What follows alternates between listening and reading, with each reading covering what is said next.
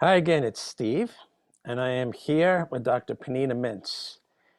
Dr. Mintz, good morning and welcome. Thank you for joining us. Good morning, Stephen. Thank you so much for having me today. It is my honor. So, we're here to discuss you as a freedom fighter of all things. So, let's start off this way. Please tell me, what does freedom mean to you? Freedom to me is being able to choose um, your course and the one gift of life that you have received. Choosing what you do in your day, choosing to be able to pursue to the best of your abilities, and free to practice whatever religion you have, free to decide what choices of travel destination you want to have, free to earn a living based on your passion. If you want to be a farmer, you can pursue that career. If you want to be an electrical technician, you can free to pursue or have your own business, free to earn a living and survive on this world, free from government intervention in anything that you do in life. As long as you abide by the rules, I believe that all of us should be free to pursue our own course and our own ability to associate with friends that we have, with our neighbors, without anyone telling us that we should or we shouldn't do that or that. So, freedom to me is linked to generations that came before me. Without the ability to make a change on this world while you're here, you really do not have freedom. Wow, that about wraps it up. Um, why are we talking about this today? Why are we talking about why freedom is important to you today? Has freedom all of a sudden for you become an issue? Absolutely. I've been a taxpayer for many years, and I knew that, you have to pay your taxes. But over the years, I've seen those taxes go up and up and up, and that means that I'm less and less free, right? Because I have less and less disposable income to pursue. Maybe I want to give this money that I earn to charity. Maybe I want to help a neighbor. So more and more portion of the earnings that I do, be it through your state taxes, your federal taxes, your property taxes, are being taken away without any, I guess, freedom to say that that's not right, right? So that to me was always in the background, but I really never understood that that's connected for less freedom for me, right? But now, in the past 3 years, since the government forced us to stay in our homes, restricted us from traveling to see our families, restricting us to see my father-in-law that was in a nursing home. I wasn't able to see him in the last few months of his life. Um, those all of a sudden became very real to me, that freedom has actually been gradually being taken away without me even noticing it.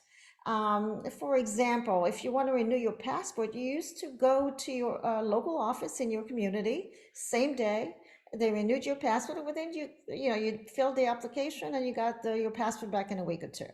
Now it takes months for you to get your passport back. That means that you're not free to travel. You're not free to travel without a passport. Okay. Another type of lack of freedom is your gasoline prices. If you can't afford to pay for the gasoline in your car, you are not free to travel. So I'm looking in the last 3 years and comparing it to the last 40 years, and I'm seeing gradual diminution of our personal freedom, especially from biology perspective. All those things that as a biologist I was trained on, all of a sudden have been ignored by our very own government, where I was trained to follow those scientific data. And if I didn't follow, I was subjected to all types of ethical, right, consequences. Well, our government is now, or the last 3 years, is not sharing, not following medical ethical guidelines. So it's hard for me still consider that I'm a free in this country. I'm supposed to be an American citizen. I'm supposed to have my freedoms, but I don't have freedom anymore, especially not the last 3 years. So the last 3 years have been like a turning point for you, and you realize that freedom is threatened. So what have you been doing to protect your freedom against the threats over the last 3 years? So the more sort of fundamental part is aside from freedom is really the war on truth. Okay, so we are have been subjected for redefinition of what truth is. So the only truthful thing right now is what the government tells you, and there's no other truth that you can have. And without the truth standing in your side, um, to me, I I'm not able to be myself. I have to defend the truth.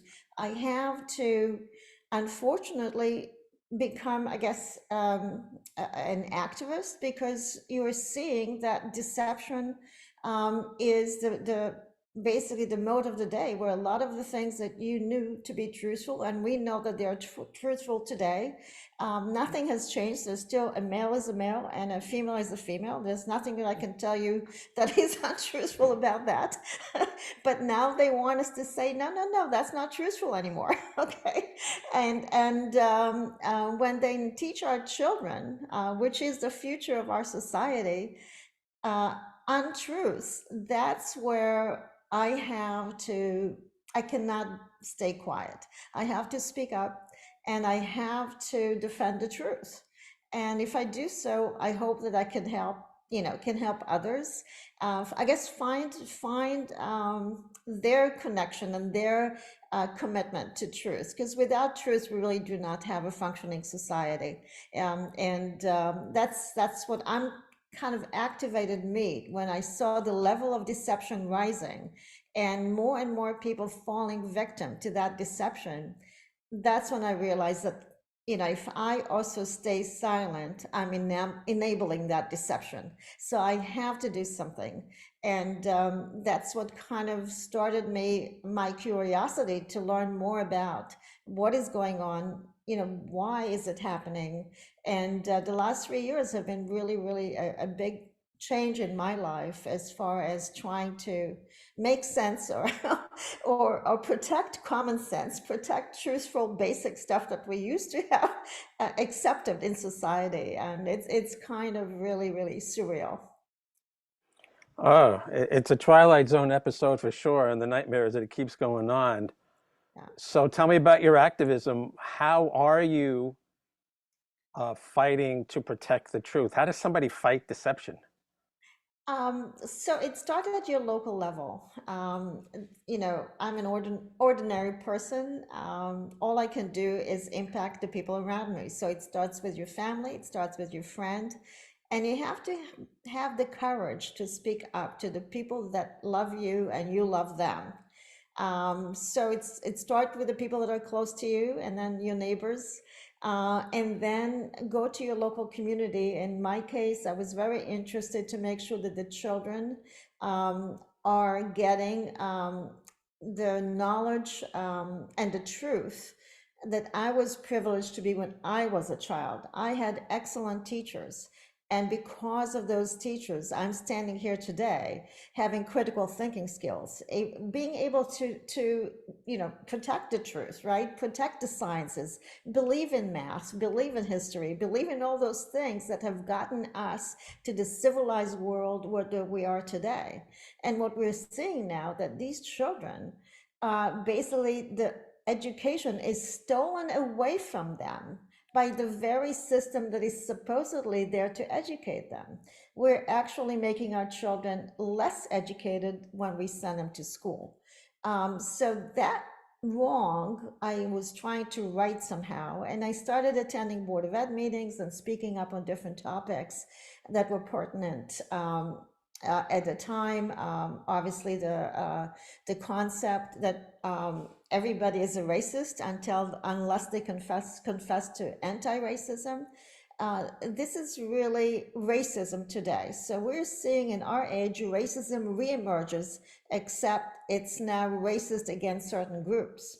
Okay, so we're kind of bringing back the 19, I guess, slavery to this country and reigniting the divisions based on race groups, right? Or division based on your sexuality, or divisions based on your religion, and so on and so on. You are seeing a descent into chaos of our society because they're dividing us into many groups. But they know that the adults in this case have some memory, but they know that children are very, very impressionable. So if they can bring that content into our K through 12 system and make those children believe that deception, our society is finished. And that is what motivates me to wake up every day and to fight for those children so they can use their own brains without government putting words in their brains or actually changing the words altogether. They're changing the word a woman. What does that mean? Why do they have to change the word woman? Or why do they have to change the word parent? So in New Jersey, it's no longer, parents are not allowed, it's now caregivers. Or they expanded the definition of parents, so it's now caregivers and trusted adults. Could you explain to me what trusted adults are?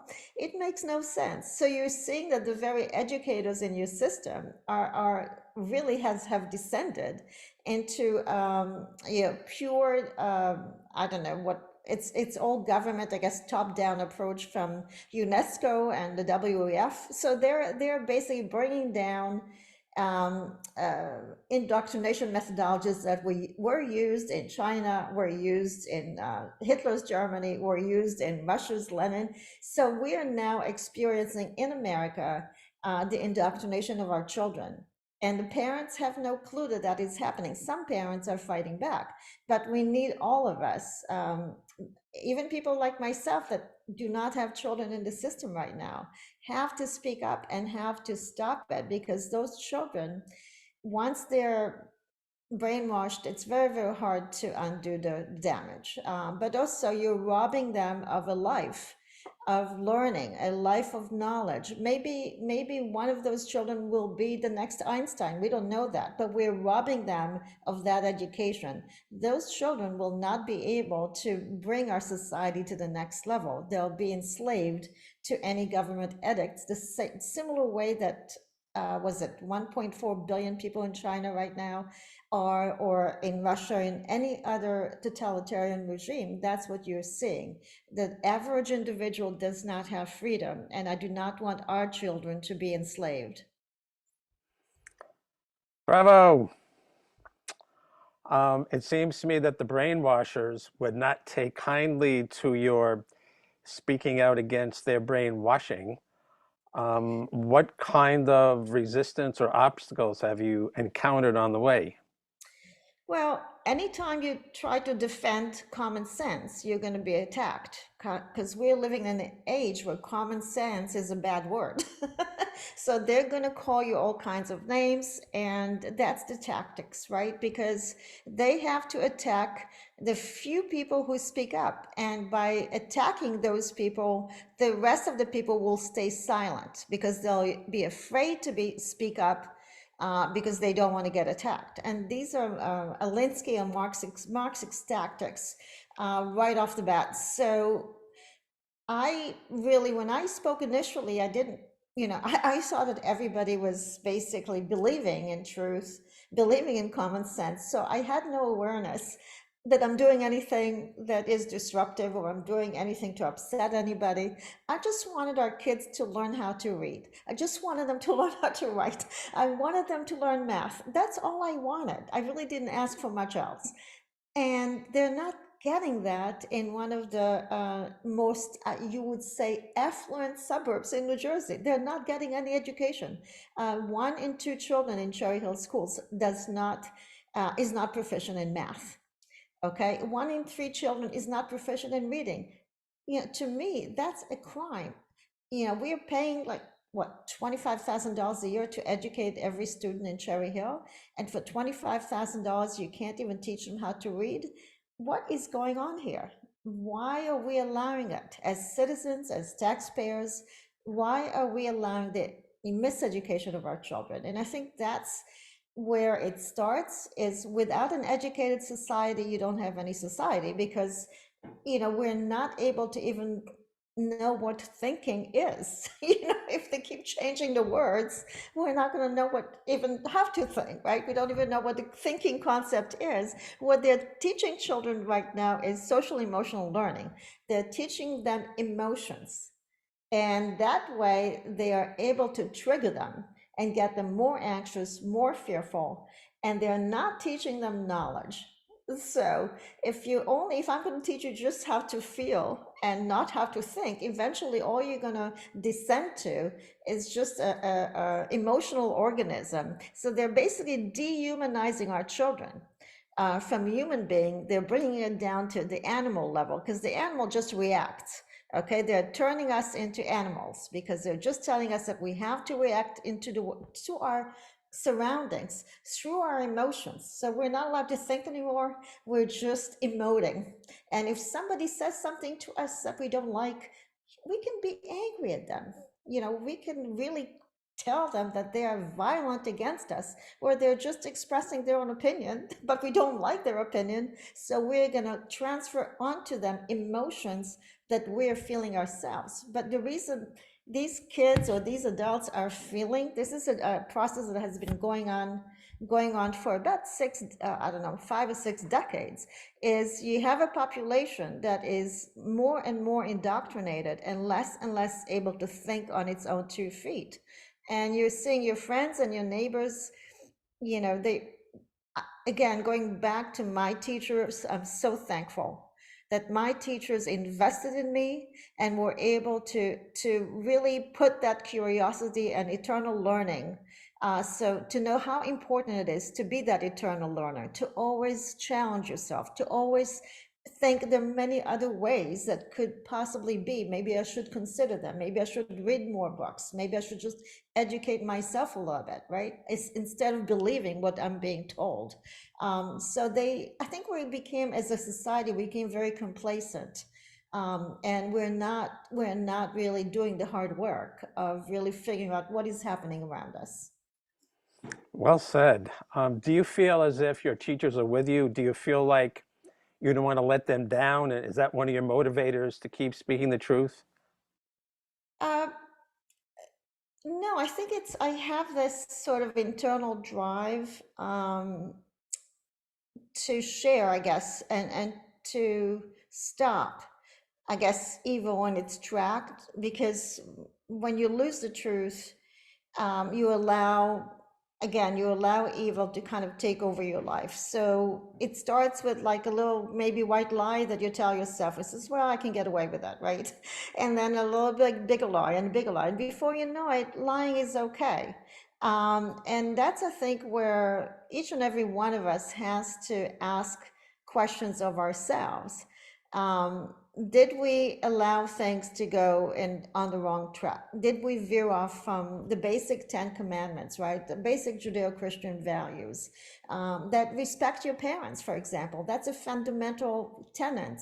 And the reason being that you need to respect your parents is that, they are really the two people, right, that are the most loving and caring about you in your life. It's your parents, okay? And by not respecting them, you're not respecting yourself. And that's how society is broken down. So that's why respecting your parents is such an important tenet in the stability of societies. You don't have to love your parents, you don't have to like your parents, but you do need to respect your parents. The other benefit that you get by respecting your parents is the transfer of knowledge from your parents to you and from you to your children. We are breaking that connection between children and their parents, and these adult children are growing up and have lost all that knowledge that their parents had and their grandparents had. And we're seeing now a lot of adult children disconnecting from their families, not talking to their parents, not talking to their siblings. You have a breakdown of society that is happening right in front of us. So that's by kind of, I guess, forgetting the Ten Commandments, forgetting that, the love of God. Why do we need to love of God, right? Having, acknowledging that there's a higher power than us. We're human beings and we have flaws. But we forgot that we have flaws. Now we convince ourselves that we're all knowing. We're not. We are just human beings and we have our flaws. Or the concept of love your neighbor. I mean, it's a basic concept of love your neighbor as yourself. That it keeps our behavior in check, because if we know that we don't like bad things happen to us, we should not do bad things to others. So it's a very basic concept, but we forgot about that. We forgot that our neighbors are us and our neighbors are family. And in this country, the American, experiment is a unique experiment. It says from many one. So we can come in different colors, different flavors, different shapes, different cultures, but we're all one. And we are one human, right? Our humanity is inside of us. It's not on our external appearance. And that's what the government is trying to convince us now, that there's divisions based on your culture, or there's divisions based on your religion or your skin color or whatever you identify as. No, we're human beings and we are being dehumanized right now by our very own government. You're referencing a lot of Judeo-Christian values and teachings. Does that mean that these teachings play a prominent role in your life? They are, because I think they have protected me through many different crises throughout my life. I stuck by the Ten Commandments. I always knew that I'm not allowed to lie. And that was just a very basic concept. I never really wanted to lie. There was nothing, but I could have lied if I wanted to, but that's something that kind of saved me and kept anchored me throughout my life, knowing that I'm not allowed to lie. And basically respecting my parents, no matter, like every child, many times you disagree with your parents, sometimes you're angry at your parents, right? And you don't like your parents to tell you what to do. But having that kind of respect for my parents kept me anchored in that generational chain. I know they respected their parents, I'm respecting my parents, and so on. And I'm really hopeful for society that the respect for your elders continues, because without that, you're asking for your own destruction. Is God helping you take a stand? I don't know about God, but I know that there's a higher power than me that sort of, um, whatever happened, I'm willing. I'm willing to encounter.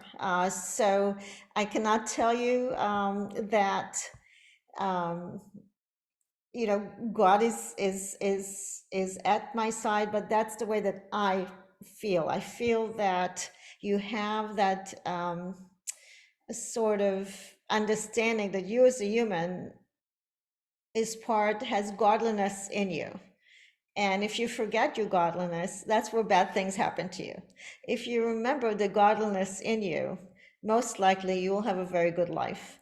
And I'm trying to practice in my behavior godliness. I'm not a religious person, but more and more in my later years, I realize how religion have kept us from getting into trouble in our personal lives. And I think it's really, really important to have that appreciation for religion, be it Judaism or Christianity or Islam, whatever religion that inspires you to be better than yourself, a better human being. I think that is something that is precious, and understanding that we're all connected. So what we do counts and can have consequences onto others. So we need to be mindful of that. If we help even one person, it has an impact on society. So that's what my quest is with whatever means that I have to make a difference and to help and to serve others. That has been motivating me throughout my life. That sounds like a wonderful legacy, is keeping in mind children, grandchildren, and generations after that. Is that how you would like to be remembered, or are there additional things they should know about the importance of your life today? I'm a descendant of a very interesting chain of people that came before me. And I think I'm very, very fortunate to come from that kind of mixture of cultures and experiences. And I'd like to continue that into today's culture and to tomorrow's children, to kind of continue that commitment to a healthy I guess, a healthy life in your community, but also giving back to your community, making sure that you're doing your part. I think in this country, we are, I guess, channeled to just think about ourselves, right? You know, there's a lot of materialistic input, or especially in the technological age, you can have everything at your fingertips. You don't even have to go out of your house. I think we have to remember that we're still human beings. We're social beings. We need to connect with each other. Our families, our community, help out and be part of that social fabric. And once you destroy that social fabric, our own personal safety is going to be in jeopardy as well. So we need to remember that what we do in our daily life to strengthen that social fabric of our communities, of our families. And again, we don't need to like or love the members of our families, but we do need to support them. If we have a parent, like an annoying parent that we don't like, they're still our parent and we still love them. Or we don't have to love them, you don't love them, fine, but just help them and support them as a person that you care about. If you have a neighbor that is annoying, but he's your neighbor or she's your neighbor, support them. At some point, we need one another. We're not going to be strong forever, right? So at the time where we get ill, people come and help us. And the same thing we should do today to help others. So that's how I'm seeing the connectivity and not falling trap into, I guess, what you call identity politics. So understanding that we are much bigger, right, than our identity politics. We are much stronger inside than who we are as a culture, right? So you have, I don't know, let's say you're Hispanic. There's many, many flavors of Hispanics. There's not just one Hispanic, or African American, or white, or Asian, whatever you come. You are a human being. You are unique, and you have God within you. And I think that's what is so important to remember, that we're beyond, and we have a purpose on this life to make this world better. So it's so important to remember that beyond, let's say, for example, I have to show it. I just love coffee, right? So, so I can, it's nice to get a cup of coffee. You feel better. But at the end of the day, I hope that you can do a little bit more than just satisfies yourself. What did you do today to make the world a little bit better for others, not just for yourself? So that's kind of motivates me, and the learning. There's so much more to learn about this beautiful world, and so much more to do at any age. So don't give up. Even if you're older, you can still make a difference. And especially for the young people, there's a lot you can do. So I think it's so important to remember that wherever we are fall on the age gradient, we're not different than one another. We still need to love one another, and just to follow a basic Judeo-Christian values. They're not that difficult to follow. Boy, is that inspiring and encouraging. I tell you, for a non-religious person, you've got a whole lot of religion to share, and I think it's wonderful. And I think your messaging is targeted. It's right on. I think that it's universal. I think it's eternal. Um, I appreciate your overall positiveness and your optimism, in spite of everything and the hardship that you've experienced and the hardship that you will face going forward as you continue to speak the truth. I'm grateful that you shared it, and I'm really grateful that the people that listen to you will themselves be inspired and encouraged to at least take one step, starting in their living room or their kitchen, because as you say, that's the home front. Dr. Mintz, thank you Absolutely. so much for joining us. Again, thank you so much for giving me this opportunity. Thank you, Steve. My pleasure. Take care.